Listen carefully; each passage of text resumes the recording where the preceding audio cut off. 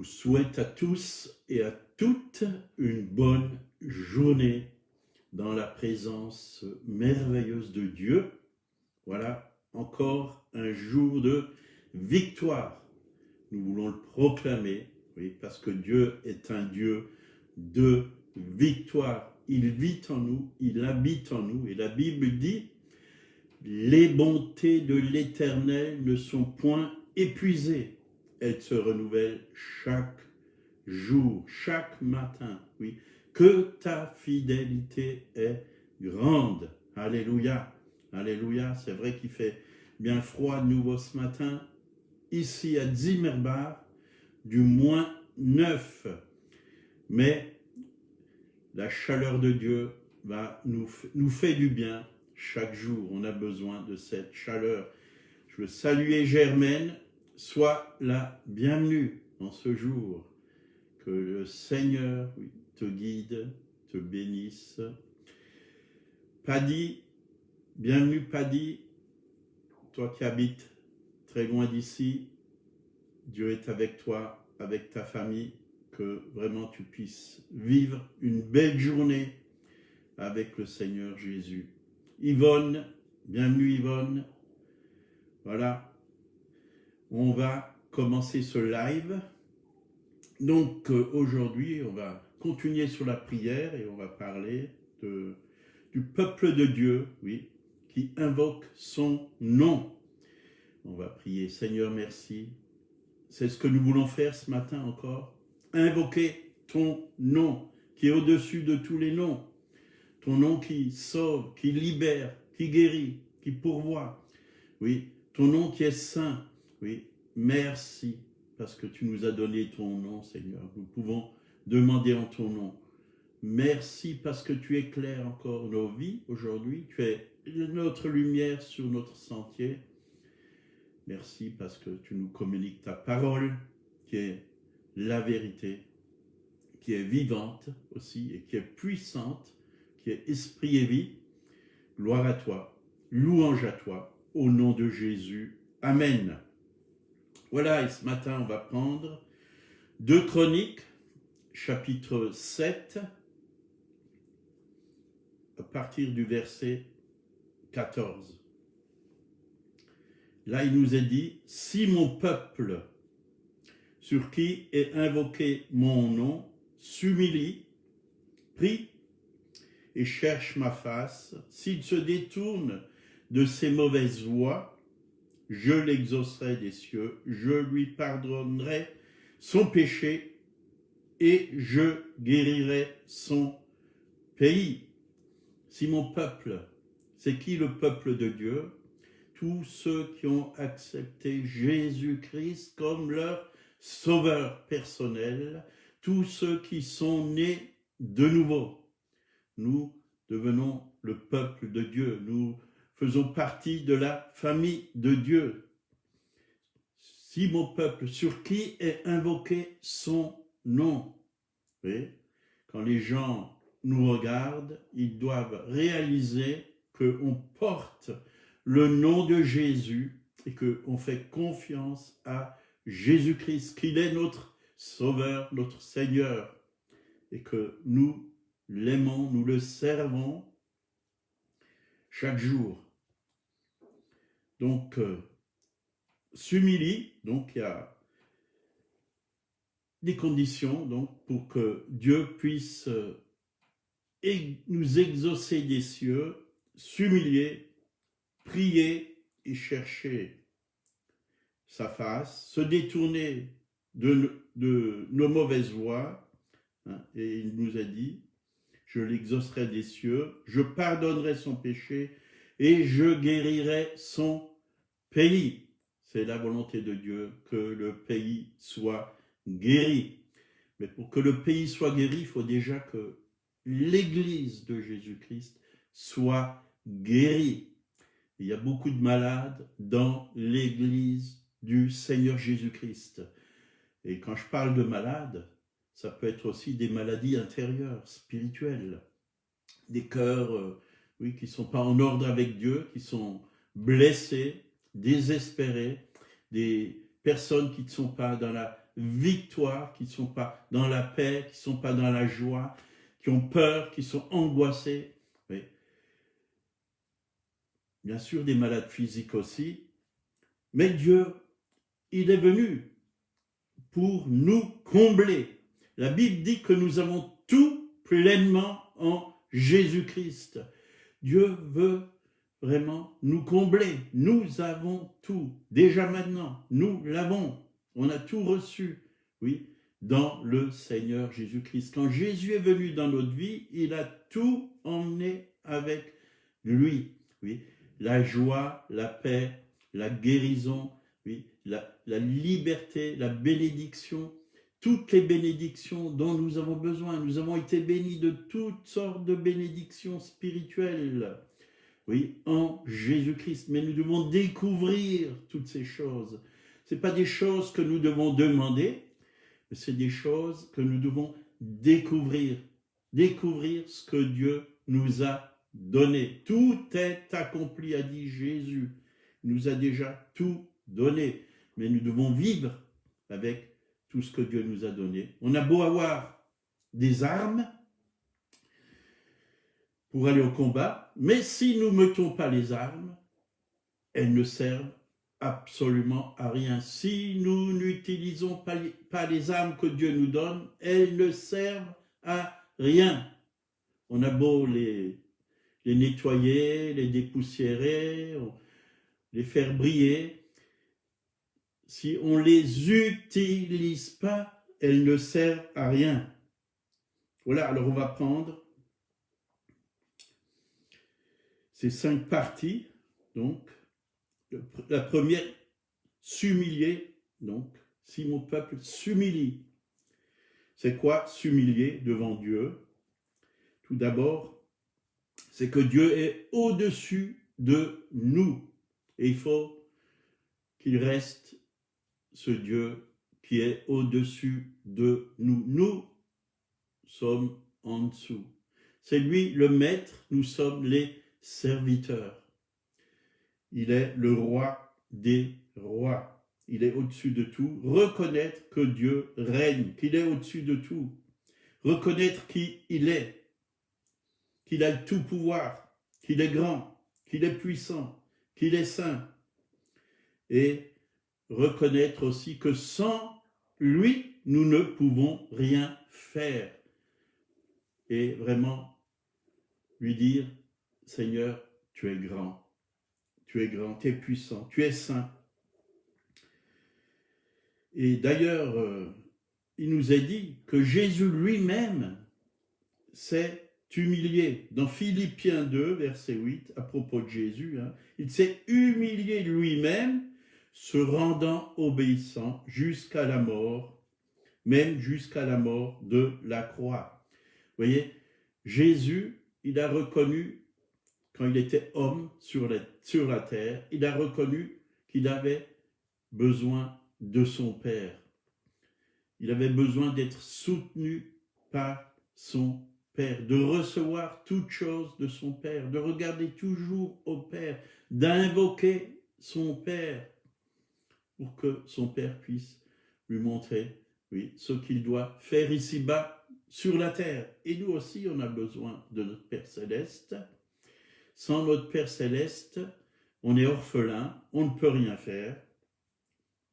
Et Jacques nous dit, Jacques 4, verset 10, nous dit, humiliez-vous devant le Seigneur et il vous élèvera. Donc, nous humilier devant le Seigneur, c'est-à-dire, nous devons nous abaisser, reconnaître notre misère, notre faiblesse, notre incapacité, et lui demander pardon, bien sûr. Et le contraire de l'humilité, c'est l'orgueil. L'orgueil. Qu'est-ce que c'est que l'orgueil? C'est un sentiment exagéré de sa propre valeur, une estime de soi-même qui porte à se mettre au-dessus des autres. L'orgueil, c'est de croire qu'on est quelqu'un, qu'on a une très grande valeur, mais sans Dieu, on n'a pas une grande valeur. C'est Dieu qui donne à nos vies une valeur, une grande valeur, c'est vrai, quand on est en lui. Mais réaliser que sans lui, on n'a pas cette grande valeur. On a du prix à ses yeux, la Bible dit, mais on a besoin de lui. Absolument, de lui. 1 Pierre 5, 5, de même, vous qui êtes jeunes, soyez soumis aux anciens, et tous, dans vos rapports mutuels, revêtez-vous d'humilité, car Dieu résiste aux orgueilleux, mais il fait grâce aux humbles. Dieu résiste aux orgueilleux, il fait grâce aux humbles. Vous voyez, je connaissais quelqu'un, un frère, quand je lui parlais, il disait toujours « je sais, je connais, je sais, je connais ». Il savait tout. Et avec tous, il disait la même chose. Il savait mieux que les autres. Et ça, c'est l'orgueil quand on croit qu'on est meilleur que les autres, qu'on sait mieux que les autres, qu'on n'a pas besoin des autres, qu'on peut vivre, oui, par soi-même. Mais on a besoin avant tout de Dieu, mais on a aussi besoin des frères et sœurs, parce qu'on a à apprendre des autres, recevoir des autres, être encouragé par les autres, être éclairé par les autres, parce que parfois on ne s'en rend même pas compte, oui, dans l'état où on est. On ne se rend pas compte qu'on est orgueilleux. Mais on a besoin vraiment de le réaliser que parfois on est dans l'orgueil. Oui.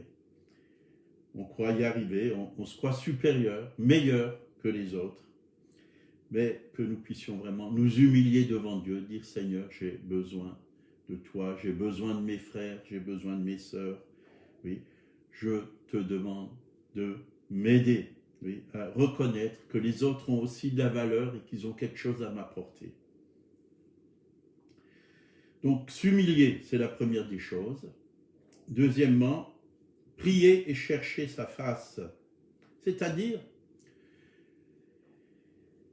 consacrer du temps à Dieu. Nous devons consacrer nos vies à Dieu, du temps à Dieu dans la prière. On ne prie pas assez.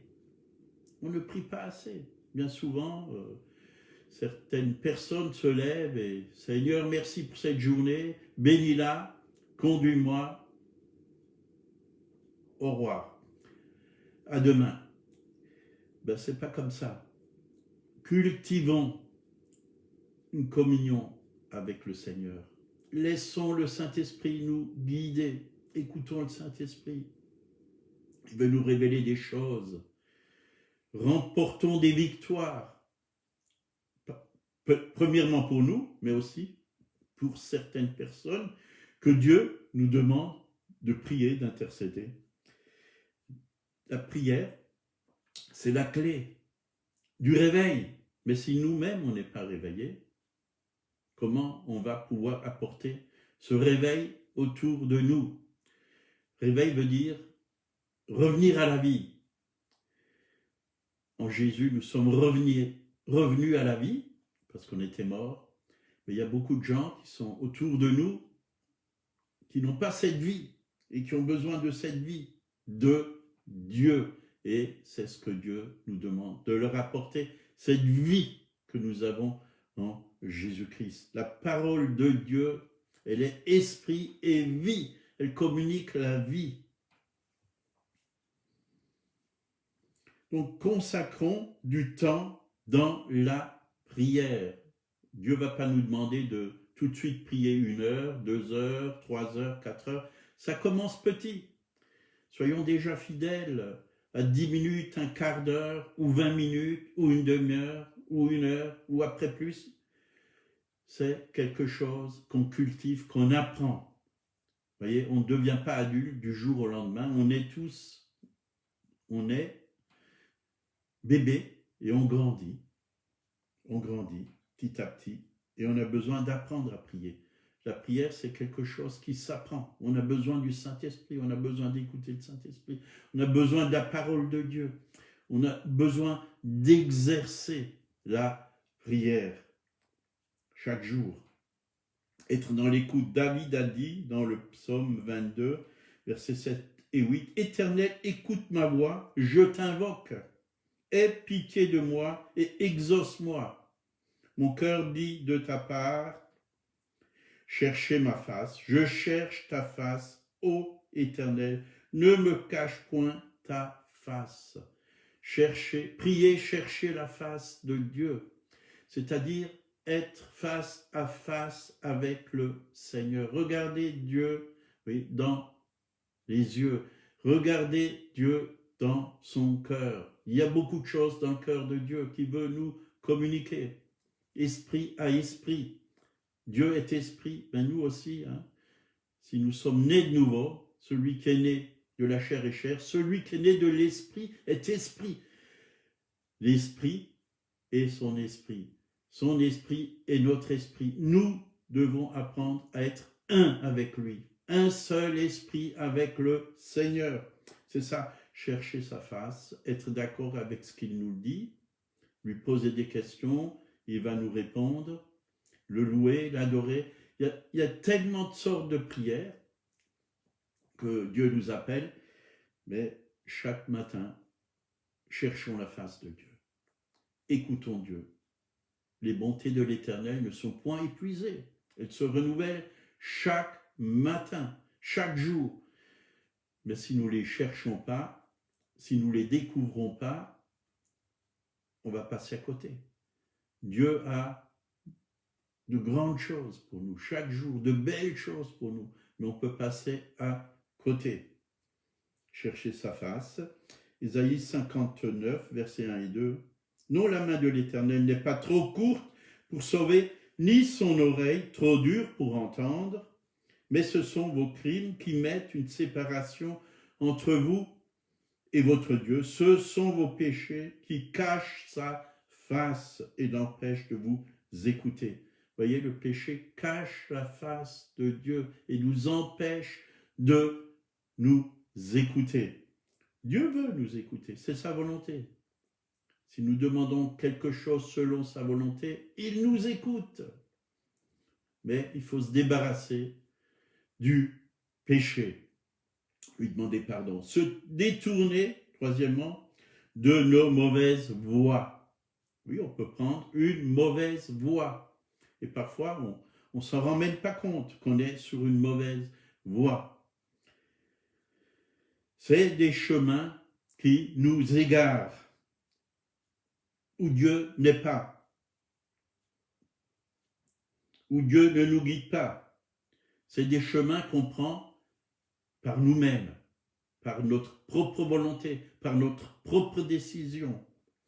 Ésaïe 55, versets 6 à 8, « Cherchez l'Éternel pendant qu'il se trouve, invoquez-le tandis qu'il est prêt, que le méchant abandonne sa voie et que l'homme d'iniquité ses pensées, qu'il retourne à l'Éternel, qui aura pitié de lui, à notre Dieu, qui ne se lasse pas de pardonner, car mes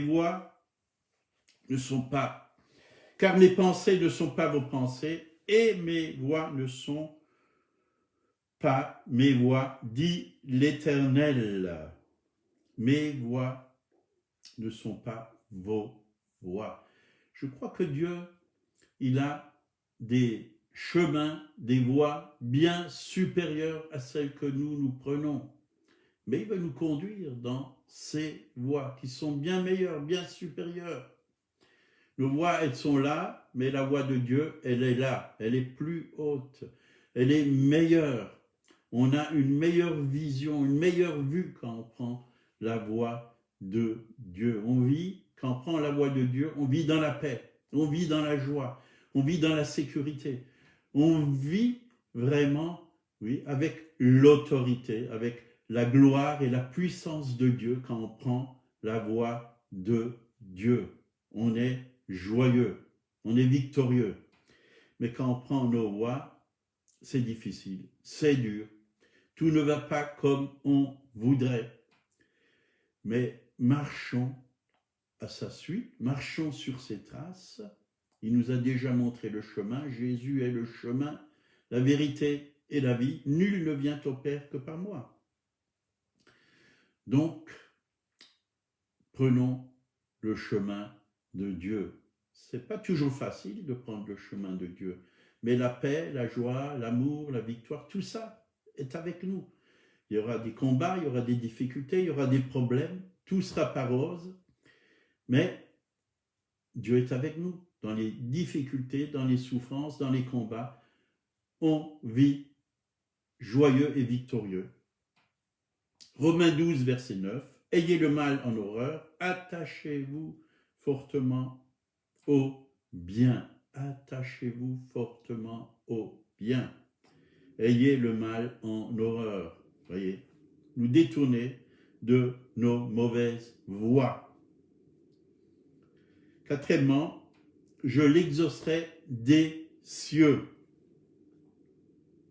Donc, je pense que si on met notre vie en ordre devant Dieu, si on se débarrasse du péché, le sang de Jésus nous lave, nous purifie, nous sommes déclarés justes, justifiés, donc Dieu va exaucer nos prières.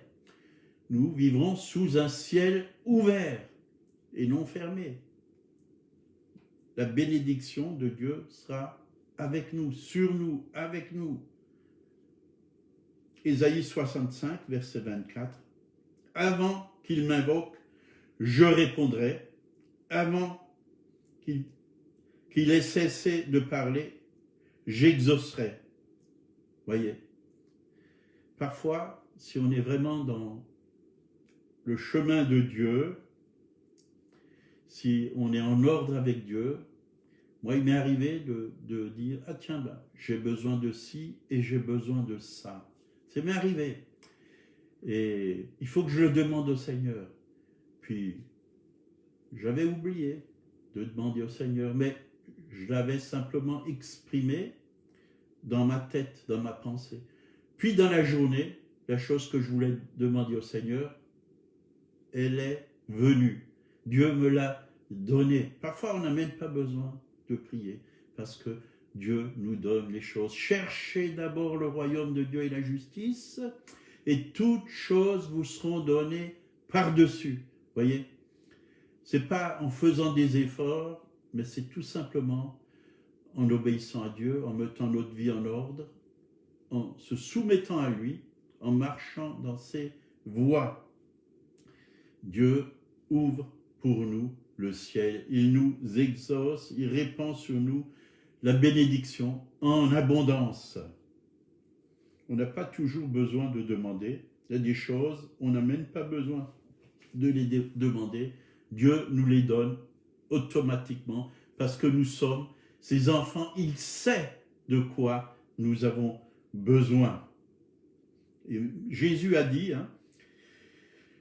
pour être exaucé, dans Jean 11, 42, il dit au Père, pour moi, je sais que tu m'exauces toujours. Mais si je parle ainsi, c'est pour que tous ceux qui m'entourent croient que c'est toi qui m'as envoyé. Le Seigneur savait qu'il était toujours exaucé. Il est notre modèle. Dieu veut toujours nous exaucer. Toujours. Pourquoi il veut nous exaucer? Parce que nous sommes comme Jésus, nous sommes justes à cause de son sang. Il nous a justifiés, il nous a déclarés justes. Et la prière du juste, Dieu, il exauce la prière du juste. Il veut toujours nous exaucer. Mais ce que Dieu attend, c'est que vraiment nos cœurs soient sincères, que nos cœurs soient purs devant lui, sans péché devant lui, pour qu'il puisse intervenir, que le péché ne puisse pas cacher la face de Dieu, que nous puissions avoir un libre accès à chaque instant, de chaque jour. C'est comme un ciel sans nuages, que nous puissions voir le soleil. Jésus est le soleil de la justice, et sous ses ailes est la guérison, dit la parole de Dieu.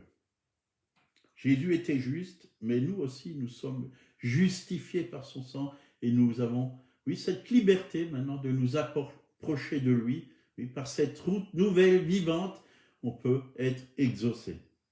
Cinquièmement, Je lui pardonnerai son péché et je guérirai son pays. Vous voyez, le pardon et la guérison, ça va bien souvent ensemble. Dieu nous promet le pardon de nos péchés. 1 Jean, chapitre 1, verset 9, si nous confessons nos péchés, il est fidèle et juste pour nous les pardonner et pour nous purifier de toute iniquité. Le pardon, oui, Dieu nous pardonne et nous purifie. Mais nous devons vraiment lui apporter, oui, lui demander pardon. Si nous confessons avec la bouche, Seigneur, pardon, j'ai péché contre le ciel et contre toi, je ne suis plus digne d'être appelé ton fils, ça c'est l'enfant prodigue, mais vraiment venir avec un cœur repentant. Seigneur, je suis vraiment désolé, voilà, je suis tombé dans ce péché, je le regrette sincèrement, je veux vraiment être libéré, m'en débarrasser. Et Dieu nous lave, nous purifie, nous pardonne. Va et ne pêche plus, a dit Jésus à la femme, oui, samaritaine. Psaume 103, versets 3 à 5, ça nous parle du pardon et de la guérison. C'est lui qui pardonne toutes tes iniquités. Donc, quand il est dit toutes, ça veut dire toutes. Il n'y a aucun péché que Dieu ne peut pas nous pardonner. Qui guérit toutes tes maladies. Toutes, c'est toutes. Vous voyez, toutes. Il n'y a pas une maladie que Dieu ne peut pas guérir. C'est lui qui délivre ta vie de la fosse. Dieu veut nous délivrer. Oui. Parfois on tombe, oui, dans la fosse, c'est-à-dire on tombe dans le piège de l'ennemi. Et quand on est dans une fosse, c'est difficile d'en sortir. Mais il y a Dieu qui nous délivre. Il ne veut pas qu'on reste là-dedans, dans ce problème. Il veut nous en sortir. Il veut nous délivrer. Qui te couronne de bonté et de miséricorde. La bonté de Dieu et la miséricorde sera sur vous comme une couronne. C'est-à-dire que Dieu nous entoure de sa bonté, de sa miséricorde. Il est là, il nous aime, il veut nous faire du bien, il veut nous rassasier. C'est lui qui rassasiera de bien ta vieillesse. Parfois, à un certain âge, on se sent un peu vieux, mais Dieu nous rajeunit comme l'aigle. Qui te fait rajeunir comme l'aigle? Dieu nous rajeunit. Alléluia. À l'intérieur, je me sens jeune parce que le Seigneur habite là. Dieu, oui, il est éternel, il n'a pas d'âge, il vit en nous et quand on est en lui, on se sent jeune. Si votre être extérieur, oui, se détruit, l'homme intérieur, l'être intérieur se renouvelle de jour en jour. On a plein de vie à l'intérieur de nous. On a la vie de Dieu. C'est une vie, oui, remplie de force, remplie de joie et de paix et d'amour, de victoire, de gloire, de grâce, de bénédiction. Elle est en nous. Libérons-la en proclamant la parole de Dieu, en vivant selon la parole de Dieu. Donc la guérison du pays, c'est l'aboutissement de ce processus, de sa promesse. C'est des étapes qui apportent la vie et la bénédiction à un pays, mais ça commence par l'Église. C'est l'Église qui a besoin de s'humilier, c'est le peuple de Dieu qui a besoin de s'humilier. C'est le peuple de Dieu qui a besoin, oui, de chercher sa face, oui, de marcher dans ses voies, de se détourner des mauvaises voies. C'est le peuple de Dieu qui a besoin d'être exaucé pour que Dieu touche ce pays par le Saint-Esprit, pour qu'il envoie la pluie de la première et de l'arrière-saison.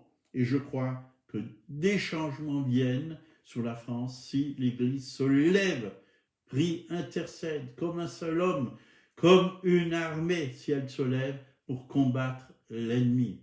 Et si cette Église reste dans la sainteté, dans la pureté, marche dans l'obéissance, Dieu va faire des merveilles. Je le crois, et vous le croyez, je le pense, parce que vous êtes là pour entendre cette parole. Voilà, que le Seigneur vous bénisse et puissiez aujourd'hui chacun et chacune vivre dans la victoire au nom de Jésus. Amen. Si quelqu'un ne connaît pas Jésus, il est précieux.